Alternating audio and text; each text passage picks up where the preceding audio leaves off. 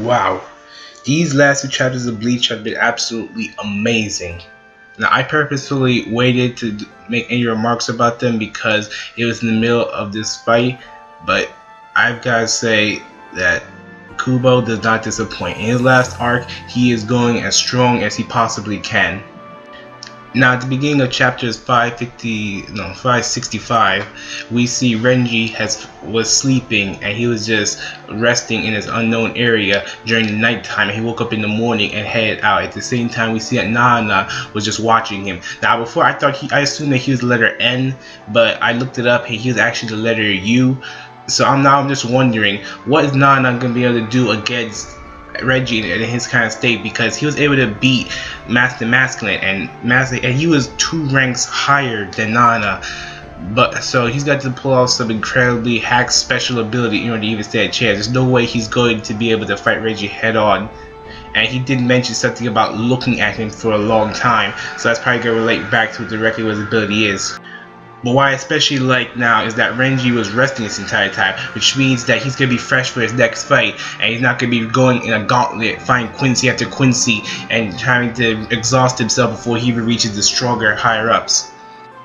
Now, we do get to see where Rose and Lieutenant Sane are, and we can assume that everyone else who's been injured to this point, like Ikkaku and Yumichika and people along those lines, they're also at this location. But I'm just really disappointed that we didn't get to see what Shuhei's Bankai was, and also I'm just overall just hugely unsatisfied, to say the least, of how Rose and Kensei handled Master Masculine. I understand that he was strong, but there's just no way he should be able to take out 2 captains and lieutenant of 3rd seat and somebody like Yumichika all at one time.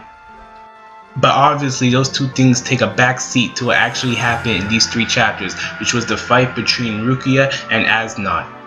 Now, this owes back to what I was saying in like the 564, 65 reaction to those, when I said that Kubo delivers on his hype, and he has. It only took him 50 chapters, a year, since we first seen AsNodt to actually get back to him, and he chose the perfect person to fight, which would be Rukia, in order to fight for her brother's honor. Plus, if there's anyone in this series who need a fight and to win it desperately, it is Rukia Kuchiki. She absolutely just has been it's just frustrating how badly she's been handled ever since like the Ronkar arc started. Now, don't mistake it, I'm not bashing on Rukia. I'm just giving fair criticism of how her character has been handled ever since the end of the Soul Society arc up until the beginning of the 1,000-Year Blood War. And it's only at this point that she's now become an actual, like, fully realized character. She's always been an absolutely phenomenal character. It's just that as a fighter, she was severely lacking. Like, for as good as a character she was as bad as a fighter. It just proportioned itself out really like odd, and it just was terrible. But now she can fight evenly with even the strongest fighters in the series. Now, at first it didn't look like the fight was really going her way because she was running around, and then it almost looked like she got incapacitated with the fear. But then she just pulls off all these badass looks that even though Rukia could even have. Her training with the Royal Court Guard Squad, and in particular of Ichibe, I believe his name was, the monk, allows her to unleash her Zanpakuto's true abilities, because just like Renji's sword, hers can be expanded on. And Rukia has kept on saying throughout this fight how she cannot be affected by fear anymore, and it is through this ability reasons why she cannot. She states specifically that her sword is not like Toshiro's in the way that it is able to manipulate ice. She says that her Zanpakuto allows her to actually become a conduit to manipulate ice. Because of that fact, her body's temperature has dropped well beneath the normal living temperature, so she could technically be classified as dead. But she's actually able to still move while in this state.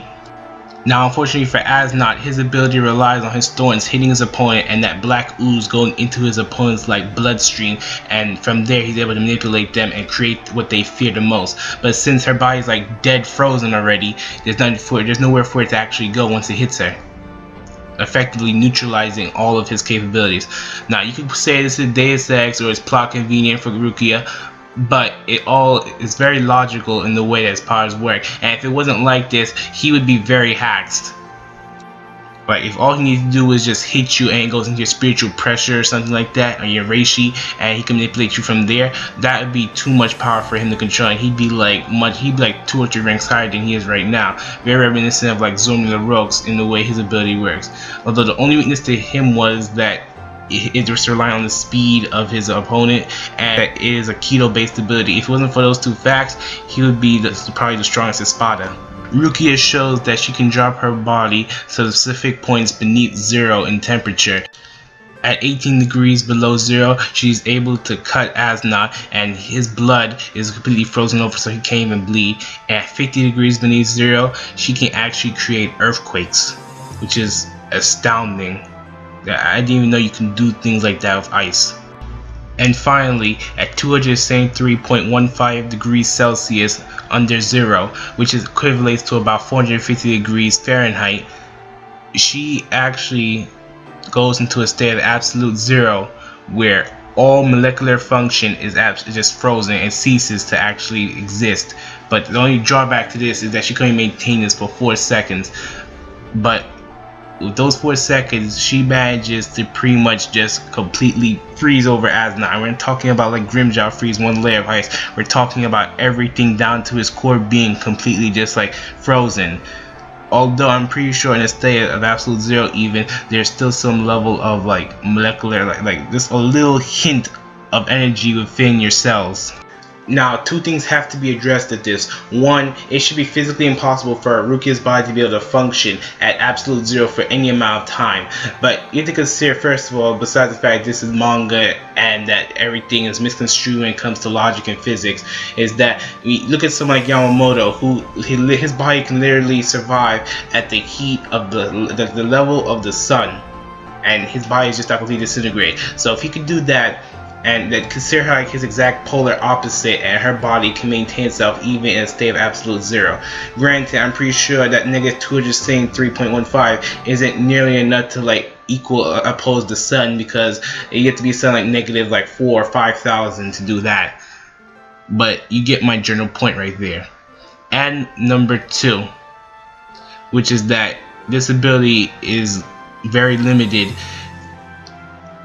Again, you have to understand that if she can maintain this ability for long periods of time, that she would be as hacked as Yamamoto, and also that she can't even pull off this ability without having to like be at tip-top condition just like Yamamoto was. But if she could pull off this ability for as long as he could use his Zankai no Tachi, then she'd pretty much be like the 2nd strongest character in the entire show. Now, going to the next chapter, we start to learn what AsNot's fear is, and it is not Rukia and this ability that she has. We learn that the only thing that AsNot fears in life is to be scolded by Yuha back. Now, this could mean a lot of things. It could hint to what he was like when he was alive, and it could also hint at like his true motivation for actually fighting. Then AsNot begins this grotesque transformation, and like his eye starts rolling back, his skin starts to like almost have a peelish appearance to it, and we get to see what his true form is, his Volstanding, which is like his fear of God. Now, this is where the fight pretty much ends for Rukia. I have to give AsNot praise, because in this form he becomes like a true manipulator of fear, wherein before he can only make it go through his opponent's skin, he now manipulated his ability and switched it so that even though Rukia is dead, he's controlling her optic nerves inside of her eyes. So anytime that she's actually looking at him, he can manipulate her eyes and make the fear travel through them. And to further reinforce that point, when Rukia tries closing her eyes to neutralize the effects of the new fear that he's casting on her, he actually says that doing so will create more despair within her, and that it will actually harm her more. Now, just before she loses, Byakuya comes in and saves her by just kind of like destroying this new world that AsNodt has created full of eyes. Again, reminiscent of what Zomi LaRoque was able to do. Now, at this point, I can see the Bleach fandom, and especially the Rukia fans, being split halfway down the middle. On one side, she was able to hold off AsNodt for a very long time, and actually looked like she was able to defeat him at one point. Plus, before he entered his Volstanding and figured out a way around Rukia's whole death state, she was outclassing him in every way. She was easily able to dodge most of his attacks, actually like one-handed and palm most of his energy throws that they did get near her, and she speed blitzed him at least twice in this entire fight. She pushed and forced him into his vault standing. That, combined with all the feats she's done before, makes her like Captain Plus levels of strength, just like Reggie is right now. I would give her credit for that, just like him. Hopefully though, she'll be able to get some rest just like Reggie, so she can keep on using this ability later on in the fights. She cannot go through a gauntlet, especially with an ability like this. Renji could maybe, but not her. Rukia really needs to finish this fight on her own though, or at the very least team up with Byakuya and have it be a 2-on-1 battle. I don't want to see Byakuya just come in and take over the entire fight. She needs to win this one on her own, just like she did with Aronero, except it can't be in that desperate of a situation. But again, I have full trust in Kubo as of now. He has proven he really is a good writer. People give him so much shit for what he's done, but in the end, if you look at this, like the good of what he's been able to write, you can really see that he has potential to be like one of the greatest mangaka of all time. No joking.